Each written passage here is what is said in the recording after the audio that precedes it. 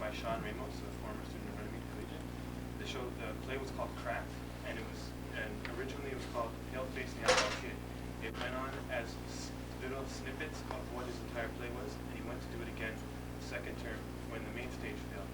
And I was casted as the role of an empty shell in that play. That play never went on either again for reasons that we weren't prepared for it, and other reasons that he was shot down because of the nature of his play, the sexuality that's portrayed in his play, the language, and of these other elements that were in his play, which were all very real and very expressive and very vivid examples of things like that. It was a rather interesting play, and it was a rather interesting character. I never got to complete the process and perform the character. And what I've done is taken what Sean had in the script that I had and added a few elements to it and scripted some monologues that he already had into a longer monologue, put it all together as one. And the premise behind the play, he was never in, he was always on the street or somewhere with him. He was never really anywhere. This is going to be performed in his apartment. And he's going to be, throughout most of the play, he will be, the basis is that he's in an altered state of reality at the time that it takes place. So, hope you enjoy it.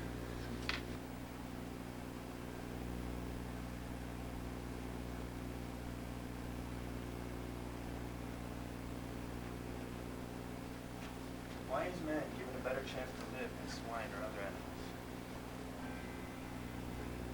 Why is a highly posted government official given better facilities for a more comfortable life than those of an ordinary clerk? The answer, my friends, is rather simple. The important officer has to discharge duties of a more responsible nature than those of an ordinary clerk.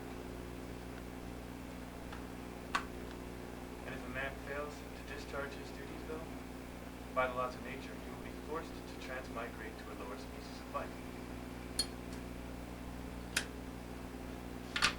This process has already begun. And every year the necessity for harder work for lesser wages will only increase. Yet, human beings are not meant to work hard like animals. We are meant to achieve the highest perfection in life. And if we don't want that perfection, then we'll have to work very hard, and we will be forced to by the laws of nature. In the closing days of this present age, man will have to work hard like asses for only a scrap of bread. It's blatantly obvious. A mule works hard with loads on his back, and in return his master gives him a tiny morsel of grass. He stands at the door and eats, while again the washerman loads his back. He doesn't have the sense to think. If I go out of the washerman's cottage, I can eat grass anywhere I please. Why am I carrying so much? Take the fruitive worker, for example. The fruitive worker is very busy in his office. And if his wife and child wish to see him, he will say, "I am very busy." But what is the result of him being so busy? He takes 2 pieces of toast and 1 cup of tea. And for this purpose, you are so busy? He doesn't know why he's so busy. In the account books, he will find that the balance was $1 million, and now it has become 2. He is satisfied with that, but he will still only take 2 pieces of toast and 1 cup of tea. Me? I'm no mule. I know where all the green grass is, and if I want 4 pieces of toast and 2 cups of tea, I can have that also. I have accepted my responsibilities to nature.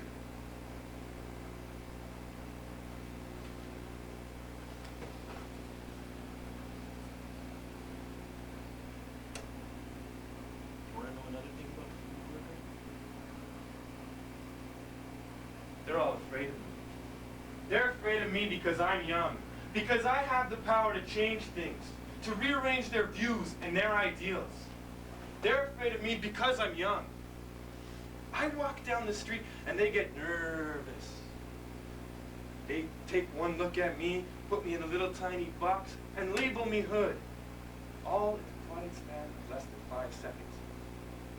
As they're doing this, they prepare for an attack, which may be perpetuated by me. Hey, I'm not saying I've never done it, but that doesn't make their attitude towards me justified. They get ready to scream for the cops. Help! Police! He's trying to steal my wallet! Help! Help! Police! Hey, I'm just walking down the street. But since they see a young man who dresses in a general fashion, who fits a general description, they generally put me into a general category and generally prepare themselves to have their wallet stolen. Generally, they're tight asses.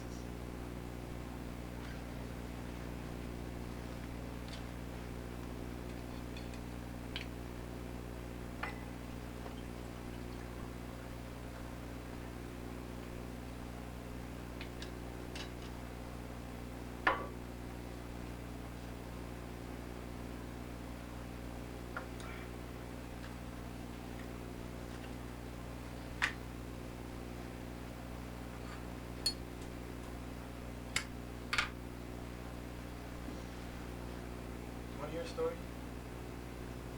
You want to hear a story? I got a story to tell you. You want to hear a story? My ex-girlfriend. She's a valley girl. Her and all her friends. Valley girls. Valley girls make me sick. They come to the cafe on the corner of Mercy and Grand. They step up to the amplified mic, sounding these pretend poems of cultural delights.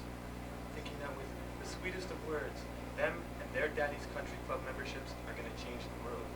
They think, oh cool, we're downtown. I hope my daddy doesn't find me. He works right in the area.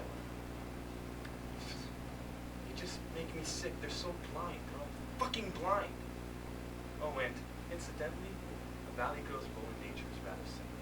She is to buy a second-hand pair of pants for twice the amount they were brand spanking. If a valley girl is doing this, she should be happy and proud because she is properly fulfilling her responsibilities to nature.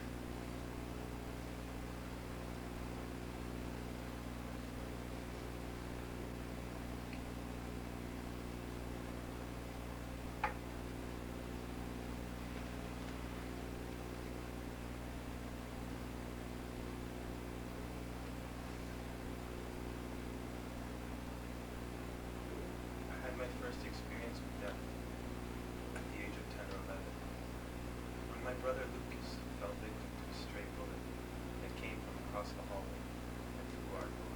It got him right in the throat!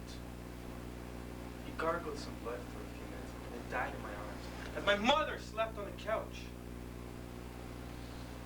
He was a tall man. I was a runt by comparison.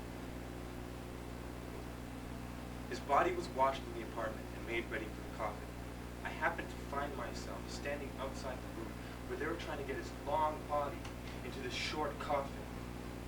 Two men on one end, where his head was, would push down on his head and his feet would come up.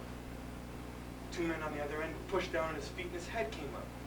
This went on for several minutes. Can you imagine a child watching that?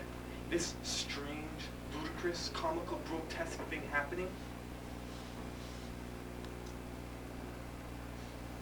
Death is the one invasion into our egos that is so final and so complete and unanswerable.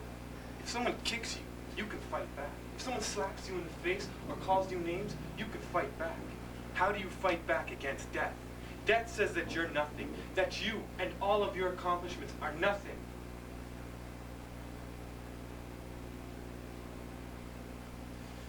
Life is a struggle against that final insult, death.